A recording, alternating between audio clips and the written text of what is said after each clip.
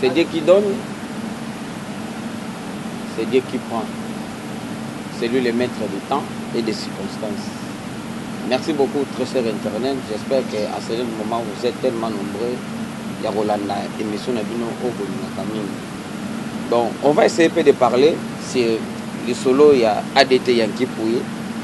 Pour ma solo, il y a Beta Manandenga Mabe. Congolais, les solos, les caquets inapercité. Congolais, les Cambousseurs et Salami, il faut qu'Akaba accuser Batou. Il faut qu'Akaba Lobamabe et il faut qu'Akaba créer Bamankampo. Il y a ADT Yankee Pouye. Et comme il y a Koulobama. Bato ko bakomi da ko lobela longo na ba sens belé na makambo et un peu moins belé. On va essayer de parler moi avec Nondi, le jeune Nondi, mon frère à moi, na lingake moi mingi quoi. Donc pas le barabien. On va essayer de parler avec Nondi, to meke pe ko analyser makambo ka o ebimi, to yebi ke makambo ebimi belé ba message audio ezali ba capture ba to basala ki na ba WhatsApp na ba Facebook ya ba conversation ya ADT ya Kimpuyi na ba film susu na ba camarade ba to belé on a recollé un peu ba message wana ba audio wana. On va essayer de parler avec Nondi to me un peu ko analyser makambango sur que ça ndingi nini donc là dans un posa Nondi à région de Nganano, awa poto mekepe non ko solo là Mobutu. J'ai un nom de bonne santé. Ouais, moi vraiment faux, mais je ne crains pas, ça va. Ah bon? Pour comprendre les gens non dit. Les gens non dit, on doit faire partir il y a ba chroniqueur au ba le belaraming musique. Donc je peux vous dire aussi mes condoléances les gens non dit. Oui hein. Donc ça bisogno surtout éprouvé. C'est ADT Aza parmi tête oyo tokolo chaque temps comme on a bango sur qu'il a dans le monde na biso ya musique congolaise. Si. Et il est à la base de beaucoup de choses aussi, surtout à salut preuve il y a Mutumoka qui un vaillant guerrier à Simba qui pendant tant moulaï orchestre local la maison mère et a contribué tellement la maison mère. Et pour cela, on aura que et Manakimia, malgré tout ça, vraiment touché. Merci beaucoup à toi, Simon Arabe. Merci dans le cadeau. Donc, cadeau, et comme qui David Mbatik, Yango Nanzoto. Merci à toi, Simon Arabe. Donc, Marabango, Penda, et Sengara, et Zalaga. Merci beaucoup, Penda, dans le cadeau, Simon Arabe, Bambo de Belé, Paulo dos Santos, donc, yé, à Salara Marambo, Oye Monanaka. Paulo dos Santos, les guerriers. Paulo dos Santos, les guerriers. Love de King a fait ça qui dama kambango banini donc vous allez qui venir au CP là. Merci beaucoup à ta Kadogo Levinaibi que Kalaming était Maramongo et aussi pourquoi pas à Judith Lutoto depuis Grenoble Judith Lutoto donc tout solo la kaka ndenge to yokanaki comme on a une information là. Ozaki information na zwa kango hier na Ozaki et pas grand frère nangai na kender otala ye parce que nga téléphone nanga ba ibenga tutana na mes condoléances pour la téléphone na nondi donc si ba ebisinga mais ADT akufi na nini j'étais surpris ya yoka ki ADT akufi na si on tenga na téléphone et puis internet nanga nda coupé silaki j'avais pas vraiment les informations sur ADT nanga akufi laki alors bah confirmer nga salenga vraiment pas. Et donc voilà, ça qui est cela n'a formé pas grand frère nanga. Et cela y a des parce que le bilan na ninga mabe. Ben ezaka kapo na Congo le roi nesi mutu akufa so pamba te. Ndenga na mona ngo. Avant na répondre d'abord je vais présenter mes condoléances na famille Mobimba ya Wenge Musique à maison mère. C'est et puis Nayemoko le père Yawenge Musique à maison mère Weranson Igwe de la forêt en tout cas bah courage na maramozo comme layo c'est vrai que Mikolo Makabo Taliming maison mère et nayebi que makambo nyonso tozalaka boye na famille so bamesana kokufela te jour bakufela bakokanga peka makambo ekobanga ebele apepela nani successivement exactement donc mpona kokende lisusu na omona lisusu famille biologique ya ADT bantuka bamecondoléance na bino famille biologique ya ADT bosala toujours fort bamakambo nyonso tozaleka autour ya liwa ya ADT bozalaka fort et oleka nango ezaka bamopepe ADT aza moto ayebana ti makasi voilà oleka nango mais ezalingamba liwa mais congolais réfléchir alobi ke Weranson ali ADT ya kivu yango wana réflexion yango wana siko biso beto réfléchir na ta na bango si bon en fait d'abord na likambu ya le roi de la forêt naza au 100% te d'accord na batu oyo balobi ke Weranson allié ADT. Est-ce que boyebi ke bozo accuser Weranson arbitrairement bato taxer Weranson d'abord de diable kaka po Weranson aza tala mususu na succès na ye ta mususu aza artiste musicien. Est-ce que boyebi ke bato baobimisa bamona soki baza soki bayebani oyebi ke Weranson akolandela bango mpe na procès bakangi bango si ozo comprendre preuve nini ezolakisa ke Weranson mutu allié ADT biso na Congo ezaka preuve te biso na Congo ezaka ke ozala noka na mbongo na famille na bino mutu so akufi na okotela pe Weranson te awa na minute non biso pe de te mais tellement kaka la spiritualité ça existe si ozo comprendre David la spiritualité ça existe on l'a mutu akosa ote ça existe. La raison pour laquelle nous allons être suprême na biso eza nzambe yene mutu aza au-dessus ya surtout azalisa makambo oyo ezaki matériel te comme matériel osomona biso lelo toyebi te côté touta mais lelo toza boye parce que nzambe a existé et puis a créé biso ndenge asali biso c'est-à-dire que tobimaki de la spiritualité à la charnalité osomona ça existe ba feu réel spirituel et ça mais eza babiloko moko boye même na l'état bakata yango te biso mona bakanga mutu moko boye na famille na l'état bakangi ye ndoki po aliaki mutu ya famille donc eza babiloko moko boye faut to invitaka ya koloba yango mingi surtout so oza na bapreuve te quelles sont les preuves oyo mutu oza nango bapreuve moko matériel olobake no ngai ta mosusu tokutane na wera na kindoki na biso tomoni ke ye mutalie ADT ozomona elingi koloba te ke mai pe ninganaka pamba ozomona mai pe po ningana esenga ta mosusu ata mopepe eleka.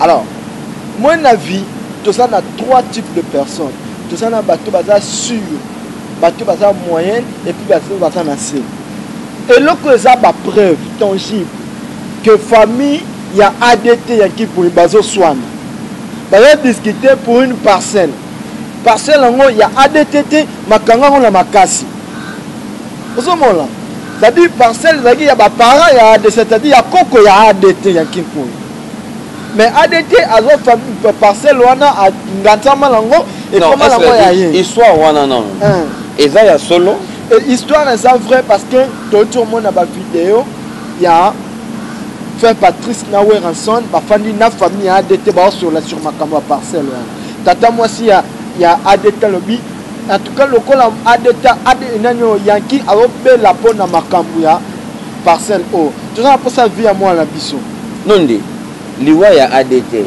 à part bakunde bazoloba ke wera allié mais le seul mususu bato bazobosana lokwa ndesi bayebi su te ke ADT asali plus ou moins 3 mois na maladie.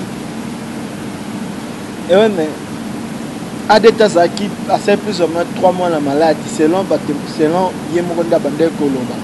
Oui, exactement. C'est quoi malade? Non, toi est-ce que malade est même à Moutouna Liwate? À part non, Robela non normal.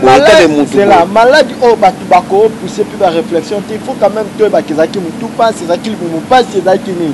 ADT témoigner que malade Oazobela. Na hôpital batikali ko kanga na maladie docteur monganga alors menga na tayi na nini mususu la message moko be konisa mutatindelenga bakomi azaki na problème ya mutema papa na ebisio ke ADT ye moko komi azaki na problème mutema na sisa pardon non dit azaki na problème mutema azaki na problème mutema mais azui grâce ya kotelema pour na ba prière ngana ebisio que ADT a salaki plus au moins 2 mois na hôpital ko sala ba examen na hôpital ya minene ya Europe mais ba docteur babande ko mona ta eloko moko te donc ye moko a déclaré que c'était une maladie spirituelle donc ADT abandé da ko bela mais maladie yango na ta normal da spirituelle la spirituelle tikala ko mona na te voilà ça existe donc il y a la réalité spirituelle c'est qu'on a cadre la spiritualité na ndenge côté liwana c'est pour cela mona batu pe bazo beta li solo we ranson mutalié non ngai na lo bango non nazolo ba na kan ya batu o bazolo ba ke we ranson na les ADT ils ont pas l'information que ADT avait des problèmes na famille na non non c'est na déca ya on a l'hôpital donc non c'est là non pardon bato balanda biso ba mege mpe moko comprendre biso ADT azobela maladie eza physiquement bo malade ezomwana te mais spirituellement asa maladie eza spirituelle siko na quand ya spiritualité ndenge bato biso ba congolais to mekaka koloba allié asali ndenge nini tellement za pembeni ya wera nde bato ba inculquer que non te wera mutu allié au moins dans sens wana kasi on na webiso bakoza na raison bato bazolo bakawera lié ya on na webiso la vérité n'est pas sincèrement la réussite donc pour moi ngana onde to ça dis la vérité non ngapena na vérité na to débat sur une vérité et alors là et au moins makambo na minute so eza lokola ngana kutio na kata palais na ye na kutio mutu mo atubio mbeli atubio mbeli obuna na pasi ya okufa ngana ye na judario na longola mbeli wana na libumu nayo na mutu moko asaki na fenêtre amona ndenga na olongola mbeli na libumu nayo pona judario okufi biso toi toza na ba vérité na biso yaza na vérité kamona ngai na olongola mbeli na libumu nayo yoza na vérité ke eza na mutu oyo achaki ombeli wana mokufi mwa olobeza te ngabe na vérité na ngake na ye pona judario na 3 personnes na biso oyo mutu aza na raison azate ozomona c'est-à-dire ye kuna aza na raison na ye po amonaki oyo ya monisi ngabe na na raison na nga na réalité na ngai na circonstance na nga la kute na yo poza na vérité na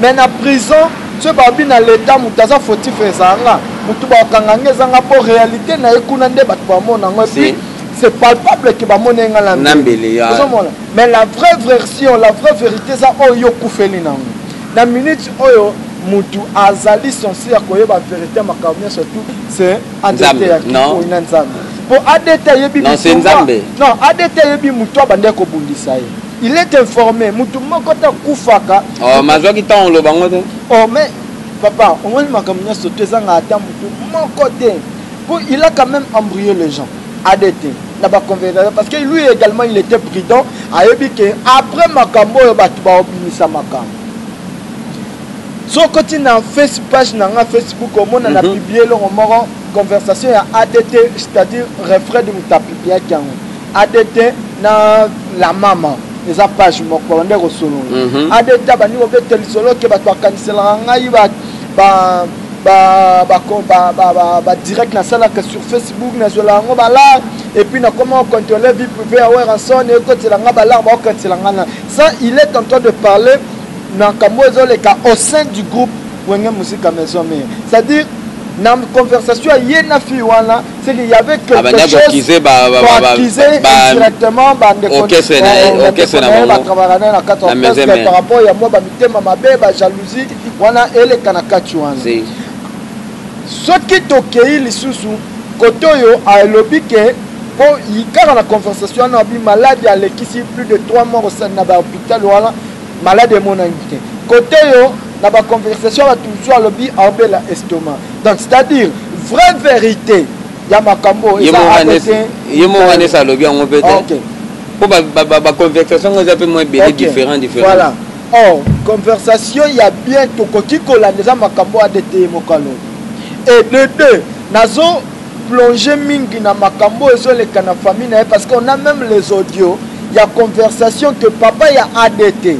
o azaki balobit papa ADT o azaki ndoki akoka ko tenir bonté devant combat wana, c'est-à-dire combat ya lupango wana, c'est-à-dire eza combat non ADT la ma bébé hein ADT la ma bébé oui ce sont des problèmes oyo batu faut ba fanda batala ke place ya Weranson eza non hein ndeto committee Laurent ne c'est pas ça were monani de donc comme si bon ba tenir biso regard te biso doit analyser comme si ezaka ne makambo na ye moko oyo aswa ye moko propre yebi na makambo ya famille na ye mais na ebisio que je suis pas 100% d'accord na bato bazo accuser Wera naza pe contre bato bazo accuser te. Pourquoi? Parce que diable a profité en eloko mo ya muke omoni ata pote za likolo non euti na ngwe pa diable te mamona ka zo poto a compliqué opeka na pota wana. Satan existe. C'est pas pour rien ba musulman balobaka a'udhu billahi minash shaitani rajim. Voilà, OK.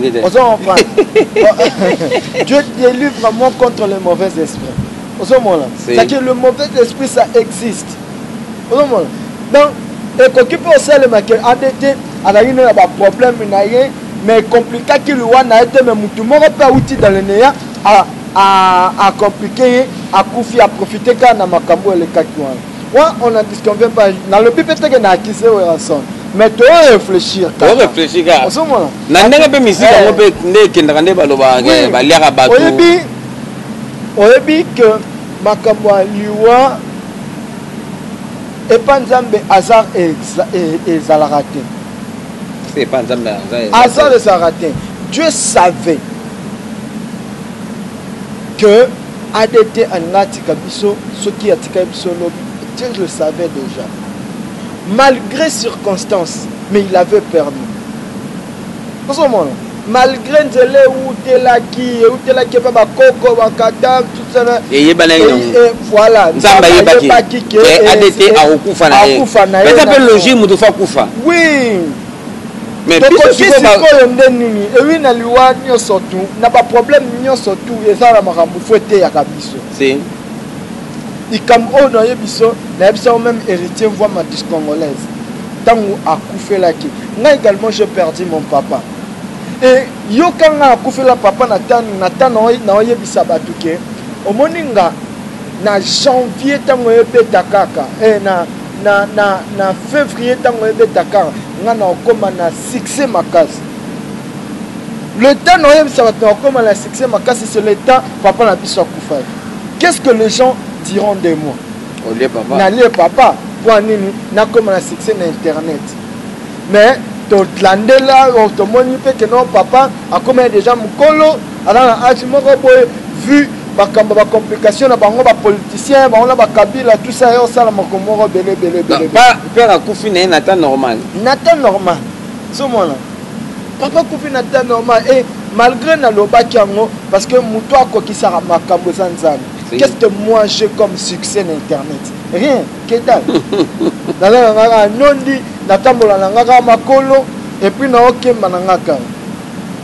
Je profite également, il y a aussi pour contacter David pour bien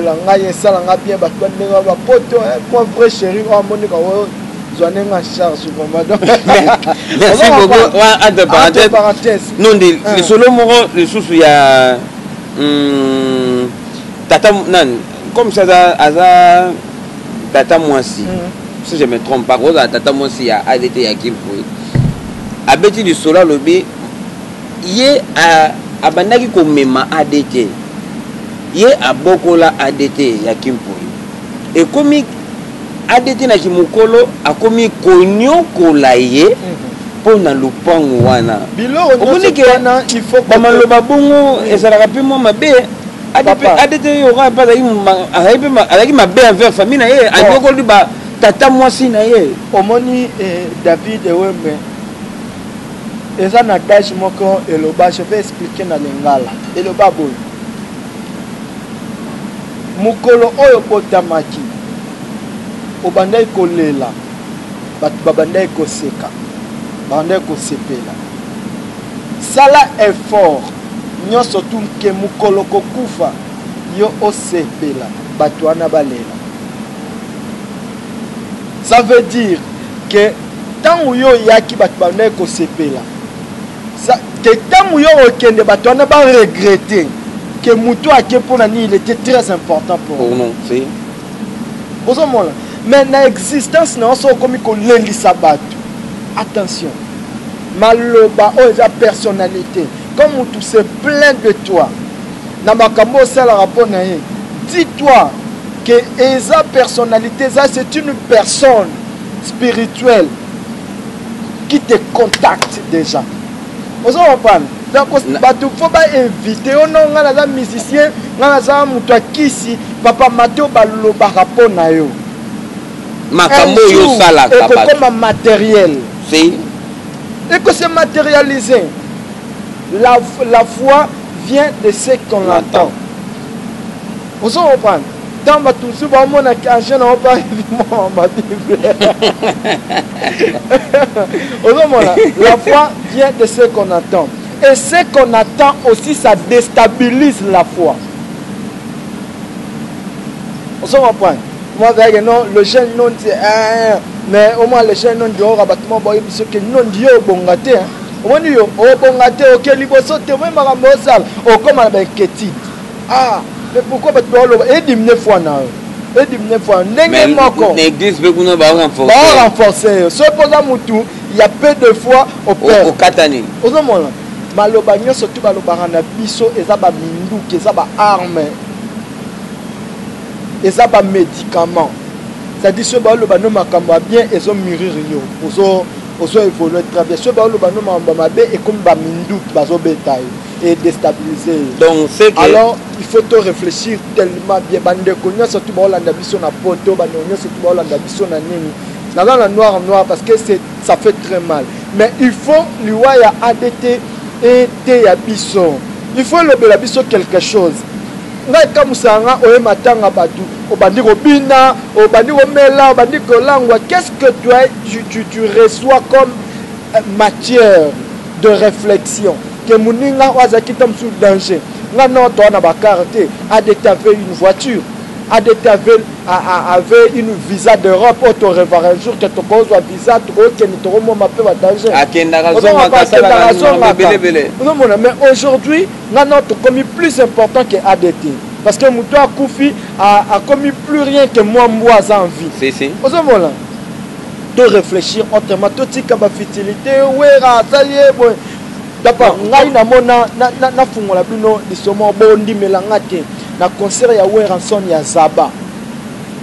Est-ce que bi que Weranson avant mata podium na yoka Weranson na vestiaire aye banzembo nzambe babeta maboko so pitoko lingana yo to na leki na zongi Weranson na pas mata wana batwala président Selnge mata le roi de la forêt wana yazo yemba nzambe mondira bande rebondela.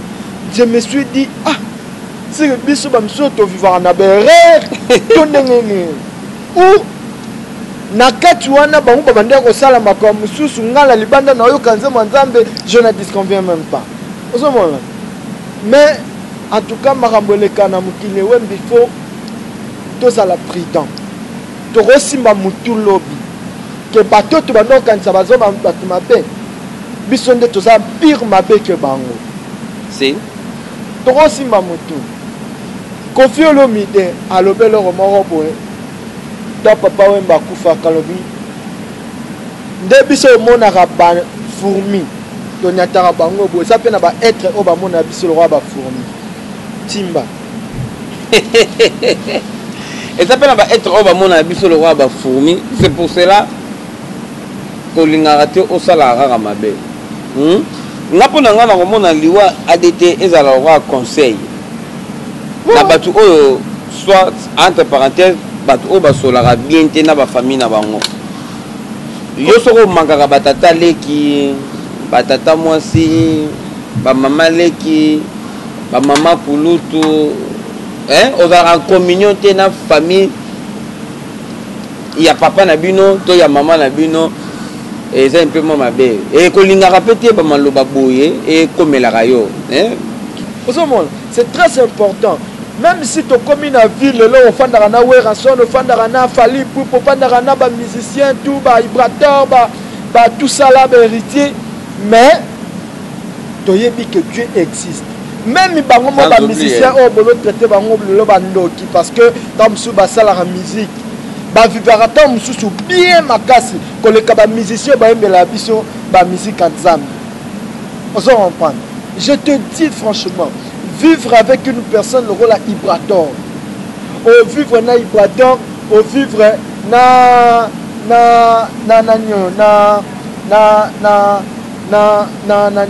Roger Baka mais on dit qu'à la Roger Baka tient au vivre na ebo au vivre na mutloko la risque matadien au vivre na ba pasteur na ba pasteur mususu na au vivre c'est-à-dire ba lingi na mbongo ko le ka ba musicien mais basala nzambe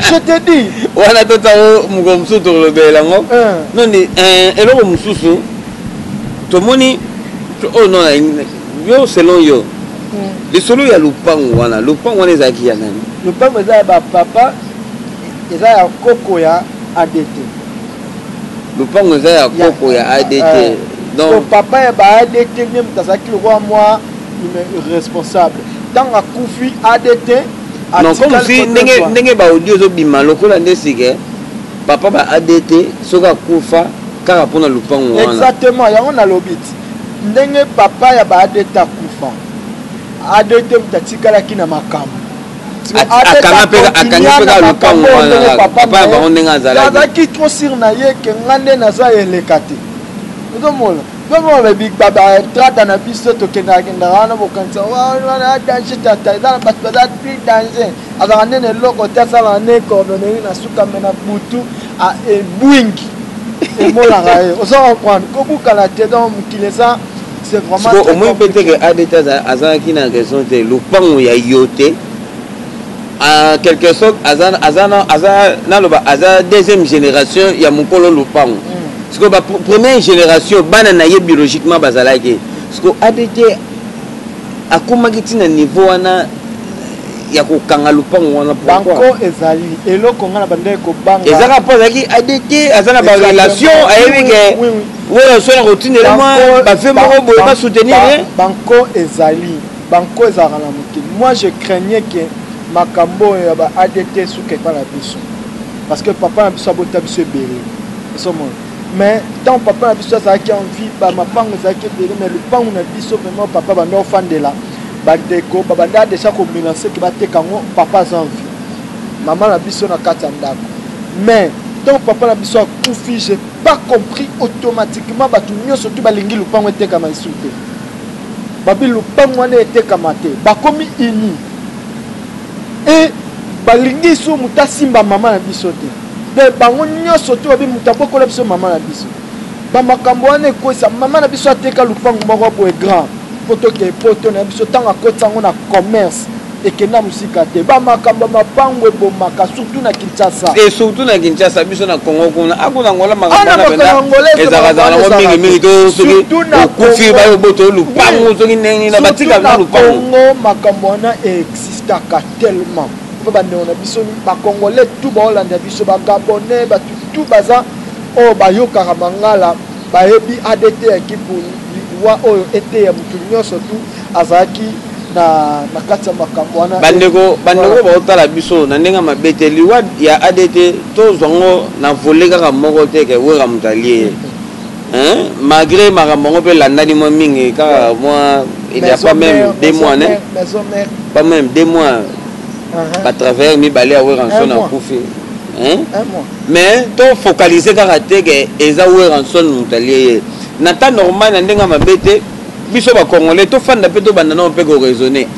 ba masolo to yoka na famille na bango ADT na famille na bango on a fait ceci on a fait cela est-ce que liwa ADT eza penda réellement na maboko wa ranson est-ce que liwa ya ADT eza na lisolo ya famille na bango te ndenge ba wela ki lupango to meke mpe moko raisonnera que malamoro le bien attendons donc bozalaki te na spiritualité place wera zalaki ndenge bayebisaki donc wera na orchestre na minute moto kolia eza ADT na kokanisela bato likama na meto baton na kiti bajeli maman bazaki mwa discussion wera leye siko maître lourd tellement zaki na molinga bi David yaka yokutu mutu ozalaka na wera ale ADT on va mettre lourd on appelle apesi maître Eric na métro bar na pesi ope molte malamongo David wera ale ADT natali bonga boy na zingi na maloba donc comment normalement comment langage moko boy on sait kaka même ba yo beton ko kufele koko na lié koko comment lango mais ce qui est vraiment ozobima na mutema na biso c'est une grossière erreur si c'est une grossière erreur et ngai na pesa ba vie na nga au 100% et ça la ka partager parce que adage moko loba c'est une erreur de croire nécessairement faux à ce que tu ne connais pas. Donc, le col a ignorant na makambo, na memi ka réflexion nga au 50-50. C'est-à-dire, na pesi point de vue nga te que wera allié, na pesi point de vue nga te que wera pe allié spiritualité. Puis monde de musique c'est très compliqué. Les amants du marabout ya mupepeza marambo betama autour de musiciens mon frère. Je te dis, un mot yo comme le babato baza ba vampire to banane. Osomona. Wana ebiga bango moko. Omonaka asenga nga mutubo, asenga nga mama, asenga nga noko, asenga nga bani ba. Oh alia mama pa koma succès, alia mama pa za pose wana soki nini. Tout ça et ça ba réalité et sur le karamoki. Merci beaucoup non dit ebiga Popsicola déjà attebiso moi signe. Non dit un mot concernant makambo ya liwa ya ADT ya Kimpu. Congolais, réveille-toi, évite les spéculations, cherchez plutôt la réalité. Moi, je suis journaliste sur ça, tu récoltes, tu traites, puis tu diffuser les informations. Les gossips, les rumeurs, ça existe. Mais tu peux vivre dans les rumeurs, tu